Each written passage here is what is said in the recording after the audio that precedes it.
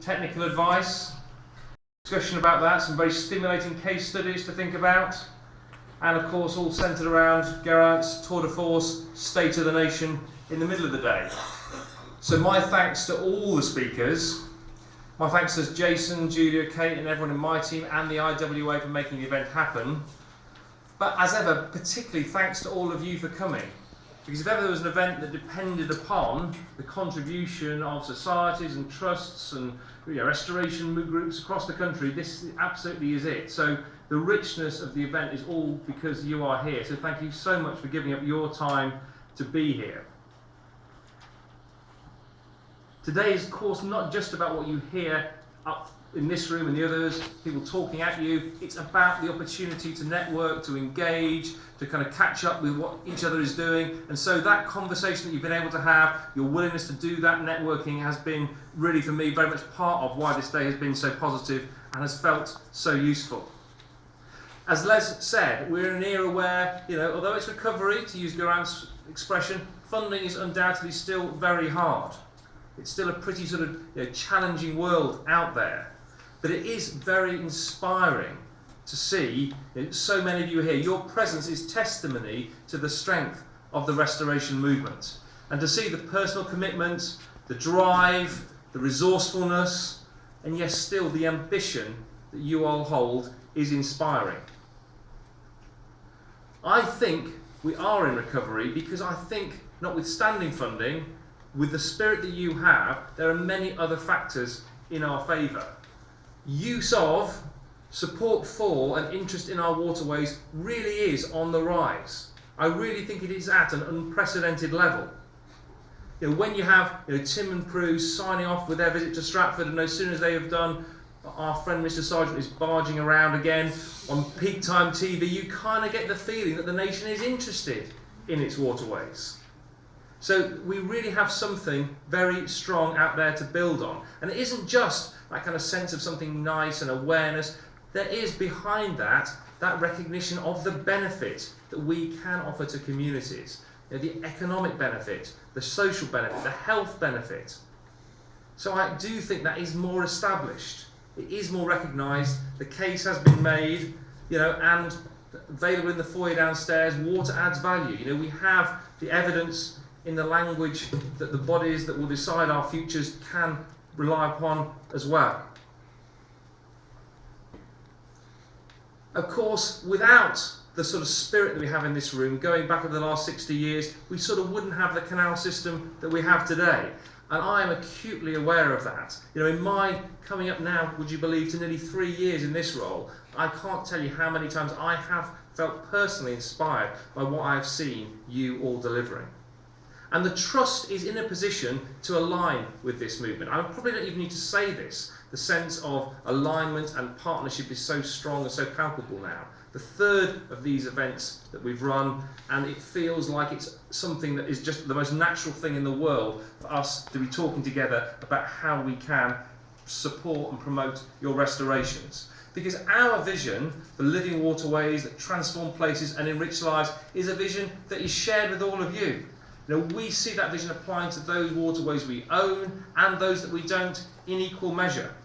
We all share that ambition to see more, to bring more people to the water, to build that wider support amongst the public.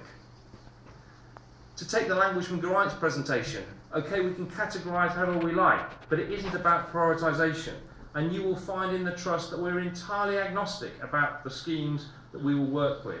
Provided you have the willpower, the support, the ingenuity, the momentum, then we, and I know I speak for Les and the IWA as well, will be very happy to support you in whatever way we can. The technical support that we've got, the clout that we just have in places that you may not be able to reach, the influence and credibility that we can bring. And we're very happy to work with any and all of you to support that.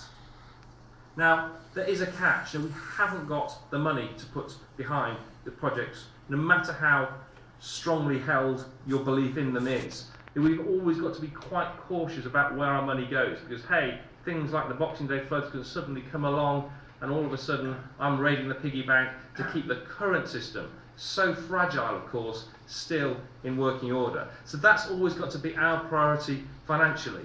And we've also just got to be careful about the risks that we take on. So as much as I would always want to sort of sit behind and underpin the projects that you do, be willing to take them on, as someone said earlier, when you complete them, we've now got to be much more mindful of our independence and our ability to do that. That independence that gives us such greater flexibility, such greater capacity to do things for the future, that does mean we have to stand on our own 2 feet with all the responsibility that goes with that. But as Les again quoted from previous years, it is about being better together. What I think is so exciting about the discussions that we have today is you can see, no matter how difficult some of the projects may be, you can see the route to growing this great system of ours together, getting back the mileage that we've lost. Because every single mile that we deliver, wherever it is in the country, whichever project it is, I think strengthens the cause for all of us nationally. And I think it's been very interesting to hear some of the conversations I've had in the breaks about the willingness to actually see any one project success as a shared success. So maybe it is time to start thinking about, well, which are the ones we really want to get over the line in the next 5 years? Because how strong it is to see and hear the spirit everywhere, and to come back every year and to talk about the things that we're doing. Maybe we really do need to chalk up some successes. You are never going to be back in the heady days of the millennium again with the sort of money behind us. So with so few pots of gold out there, we have got to think about how we, to quote Geraint again, raise the barn one at a time. And I think there is something for us to come back to in this kind of newer, collaborative, working together, better together world, to think about what we want to achieve together over that 5, 10, 15-year period. The Trust will want to work with you no matter what. It is about delivery, it is about pooling our knowledge, sharing our expertise, and I do look forward, as we leave here today, to working with you steadily, slowly sometimes, but always helping to move this great movement of ours forward, to bring back more waterways, to share the benefit that we all see with further communities working together. I hope to see you all next year. I hope that we've got more successes to have chalked up in the meantime. Do give us your feedback on today. I know Julia's left some sheets in your pack, so do take the time to fill that out and just talk to us about the things that have worked and what you'd like to see more of in the future.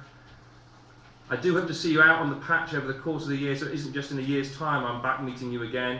In the meantime, have a safe journey home. Have a great summer, whatever you're doing, digging holes, building walls, or maybe just boating as well. So have a great summer and see you all again soon. Thank you very much.